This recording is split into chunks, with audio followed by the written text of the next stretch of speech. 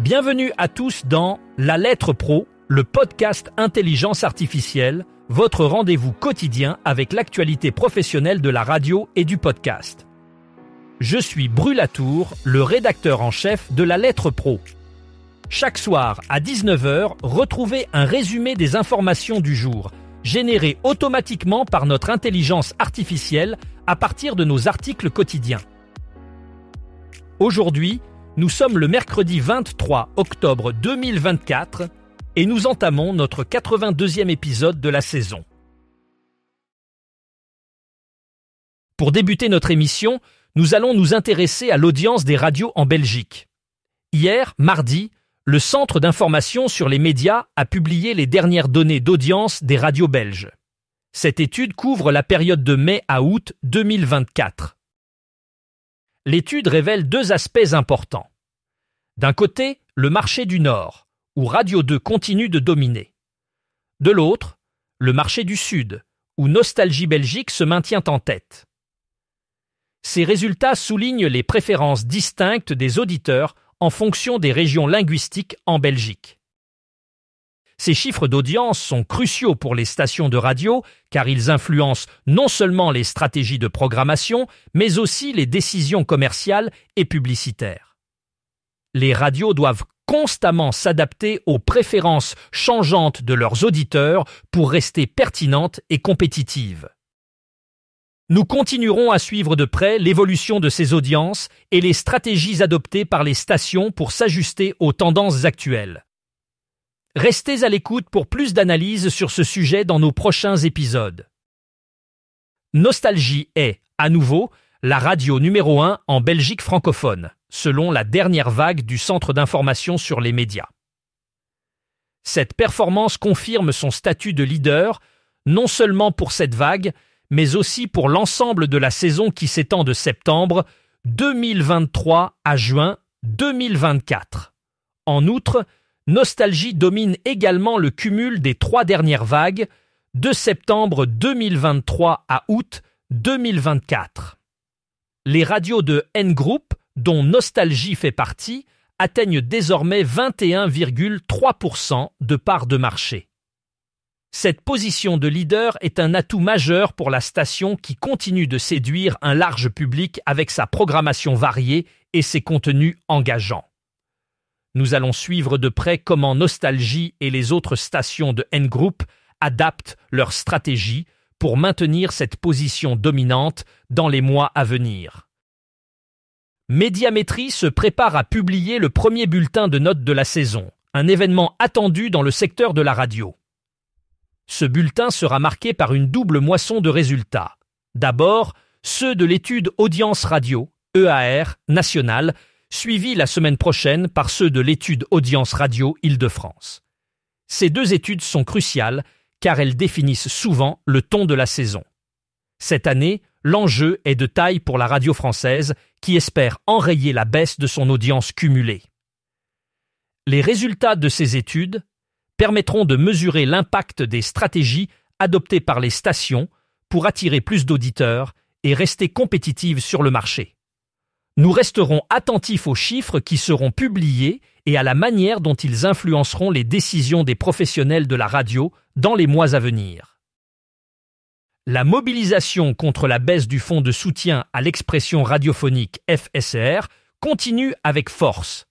Le Syndicat national des radios libres, SNRL, et la Confédération nationale des radios associatives, CNRA, se sont unis sous la bannière Les Locales pour alerter sur les dangers que cette réduction représente pour l'avenir des radios associatives. Ils multiplient les initiatives afin de maintenir la pression jusqu'au vote final du projet de loi de finances pour 2025, espérant annuler cette baisse jugée mortifère. Plusieurs amendements ont été déposés à l'Assemblée nationale pour rétablir les crédits du FSR à leur niveau de 2024, voire les augmenter. Les deux organisations ont rencontré Denis Masseglia, rapporteur spécial à la Commission des finances, et prévoient de rencontrer Michel Laugier du Sénat. Une interview et une visioconférence sont prévues pour sensibiliser davantage le public à cette cause importante. La Fédération française des agences de presse, FFAP, et le syndicat des agences de presse audiovisuelles, SATEV, ont lancé un cri d'alarme concernant la réduction de 30% du fonds de soutien à l'expression radiophonique FSR dans le projet de loi de finances pour 2025. Cette diminution, qui représente plus de 10 millions d'euros, menace 3000 emplois et pourrait entraîner la fermeture de stations locales cruciales pour la diversité culturelle. Les radios associatives, au nombre de 750 en France, sont en danger face à ces coupes budgétaires. Christian Gérine, président de la FFAIP et du SATEV, souligne que ce fonds est essentiel pour le fonctionnement de ces radios, qui jouent un rôle vital dans les zones rurales et périurbaines en fournissant des informations locales et en soutenant la cohésion sociale. Les FFAP et SATEV appellent les élus et la ministre de la Culture à trouver des solutions pour protéger ces radios. Le syndicat de la presse indépendante d'information en ligne, connu sous le nom de SPIL, apporte son soutien aux radios associatives locales. Cette initiative fait suite à l'annonce alarmante d'une réduction significative de leurs subventions pour l'année 2025. Selon le SPIL, cette décision affaiblit encore plus les médias d'information, qui subissent déjà de fortes pressions économiques. Le projet de loi de finances pour 2025 prévoit une diminution de 35% des crédits du fonds de soutien à l'expression radiophonique, le FSR. Cette aide financière est cruciale pour plus de 700 radios représentant en moyenne 40% de leurs ressources. Le SPIL souligne que cette baisse de subventions menace directement la pérennité des radios associatives, qui jouent un rôle essentiel dans la communication territoriale et le maintien du lien social, notamment dans les zones rurales et les quartiers sensibles. Le SPIL s'engage aux côtés des radios associatives pour préserver un écosystème d'information viable et diversifié. Pour la première fois, le festival Longueur d'onde à Brest lance une campagne de dons exceptionnelle. Cette initiative est cruciale pour assurer la survie de l'association, qui se trouve dans une situation financière délicate. En effet, le dernier festival a engendré un déficit important, menaçant la pérennité de l'événement. Face à cette urgence, l'équipe organisatrice a déjà mis en place des mesures drastiques pour tenter de redresser la situation financière. Cependant, ces efforts ne suffisent pas, et l'association est désormais contrainte de solliciter le soutien du public. L'objectif est de collecter 30 000 € pour combler le déficit et garantir la continuité de ce festival culturel majeur. Le soutien du public est essentiel pour que Longueur d'onde continue à promouvoir la diversité radiophonique et à enrichir le paysage culturel de Brest.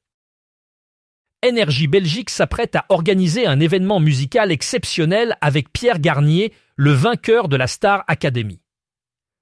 Ce showcase privé qui se tiendra à Bruxelles le 24 octobre marquera la première performance en Belgique de son album à succès Chaque seconde. Depuis sa victoire, Pierre Garnier est devenu une figure incontournable de la scène musicale, avec son single Ce qu'on était, qui a obtenu un disque d'or en février 2024 grâce à plus de 15 millions de streams. Son album Chaque seconde, certifié disque d'or en juillet dernier avec plus de 50 000 ventes, témoigne de son succès. Il comprend des collaborations avec des artistes renommés comme Matt Pokora. Cet événement exclusif est accessible uniquement sur invitation, avec des places à gagner en écoutant Énergie ou via leur site web. Ce showcase est une étape clé de sa tournée, célébrant son ascension fulgurante dans l'industrie musicale. Enfin, pour clore notre épisode d'aujourd'hui, parlons de Louis Daubé, animateur sur Énergie, qui a récemment été l'invité du podcast Des Ondes Vocast. Dans cet épisode, Louis Daubé, qui a pris les rênes du drive de Énergie l'année dernière avec succès, partage son parcours et les coulisses de sa nouvelle émission, le Super Show, qu'il anime chaque soir à partir de 22h avec Charlie et Bichette. Au micro de Rémi Bertolon, Louis Daubé revient sur son parcours professionnel, ses débuts dans le monde de la radio et la genèse de son émission actuelle. Il s'agit d'une discussion fascinante qui met en lumière les défis et les joies de la radio en direct, ainsi que les innovations qu'il apporte à son émission pour captiver son audience. Des ondes Vocast est un podcast qui met en avant les personnalités de la radio et leurs histoires inspirantes. L'interview avec Louis Daubé est un excellent exemple de la manière dont les animateurs de radio continuent d'innover et de se connecter avec leur public dans un paysage médiatique en constante évolution. Pour écouter l'interview complète de Louis Daubé et découvrir d'autres épisodes inspirants de Des ondes Vocast, je vous invite à visiter leur site web ou à vous abonner au podcast sur votre plateforme préférée. C'est tout pour aujourd'hui dans La Lettre Pro, le podcast Intelligence Artificielle. Merci de nous avoir écoutés. Pour plus d'informations et pour lire nos articles complets, rendez-vous sur le site lalettre.pro. Vous pouvez également vous abonner à notre newsletter quotidienne pour ne rien manquer de l'actualité de la radio et du podcast.